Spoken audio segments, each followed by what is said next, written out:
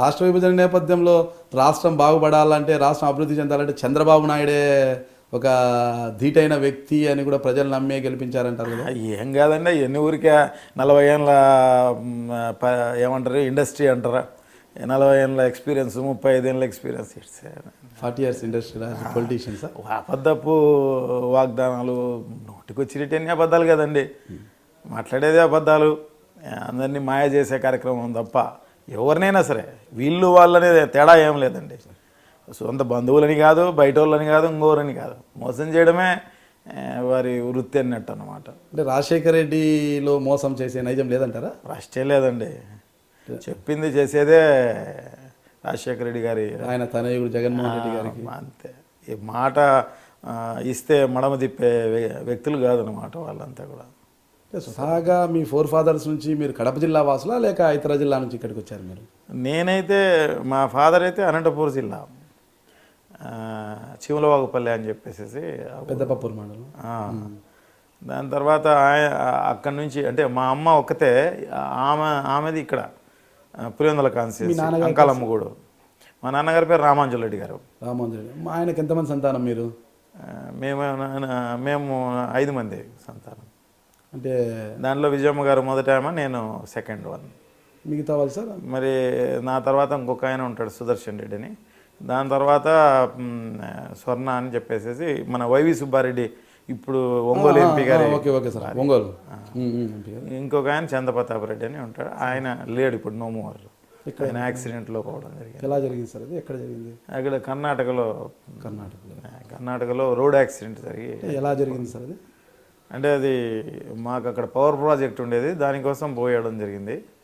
So అప్పుడు వర్షం వస్తున్నట్టున్నది, అక్కడ ట్యాక్సీలో వస్తున్నారు కాబట్టి అది అంటే ఫ్లైట్ క్యాచ్ చేయాలన్న ఉద్దేశంతో వస్తూ యాక్సిడెంట్ అయ్యి ఆయన పోవడం జరిగింది. లాస్ట్ అయినా మీ కుటుంబంలో ఆయన తొందరగా ఇదయ్యారు.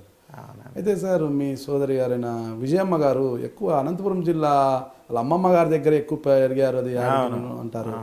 ఆమె దాదాపు 7th 8th వరకు అక్కడే ఆమె విద్యాభ్యాసం అంతా అక్కడే జరిగింది అనమాట, ఎడ్యుకేషన్ అంతా.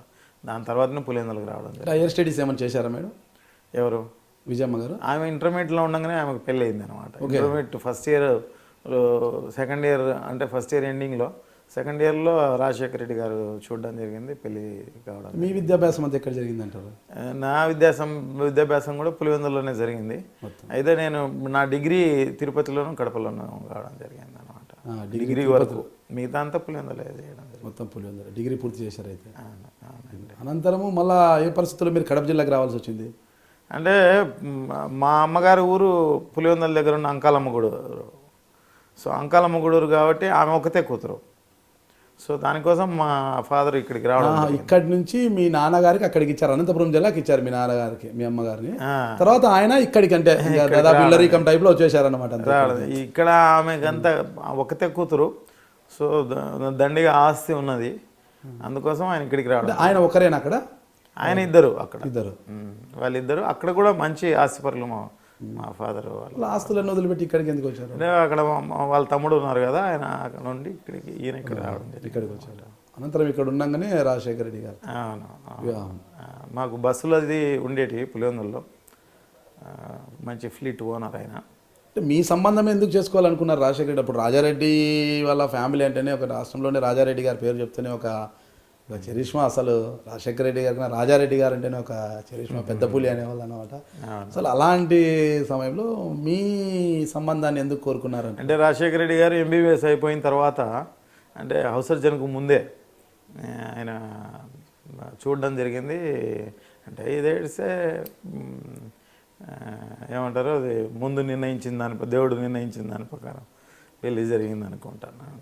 అంటే ఎవరన్నా మాట్లాడించడం కానీ లేదంటే అనుకోవడం కానీ ఉంటుంది కదా, అంటే మీ సంబంధమే వాళ్ళు చూస్ చేసుకోవడానికి గల కారణం అంటే ఏదైనా? పొలిటికల్గా అప్పుడే ఆయన రావాలని అనుకోవడం జరిగింది.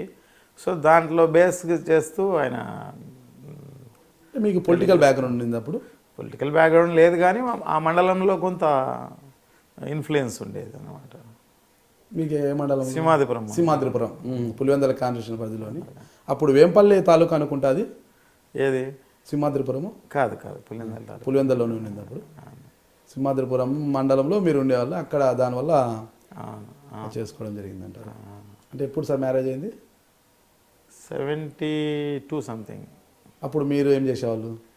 నేను అప్పుడంతా 7th క్లాస్ అనుకుంటా, 6th క్లాస్ 7th క్లాస్. బాగా గుర్తున్నాయి ఆ రోజులు. అంటే అవసర్జన్ తిరుపతిలో పెళ్ళి అయిన తర్వాత అవసర్జన్ తిరుపతిలో చేశాడు ఆయన. మనం మన పదవుల కోసమో లేకపోతే మన ప్రభ కోసమో అయినట్టయితే అసలు ఆ పద్ధతి వేరు. దేశంలో మార్పు కోసం అన్నప్పుడు ఎవరు మార్పును తీసుకొస్తారన్న దానికంటే ఏ మార్పు వస్తారనేది ముఖ్యం అనుకున్నప్పుడు ఇవన్నీ నా దృష్టిలో చాలా స్వల్పమైన అంశాలు. అందుకని ఏనాడు కూడా వీటికి పెద్దగా ప్రాధాన్యత రాజకీయ పార్టీగా ఉన్నప్పుడు ఎప్పుడు కూడా నోరు తెరిచి నాకు ఓటేయండి కానీ లేకపోతే లోక్సత్తా పార్టీ కూడా నేను చెప్పరా.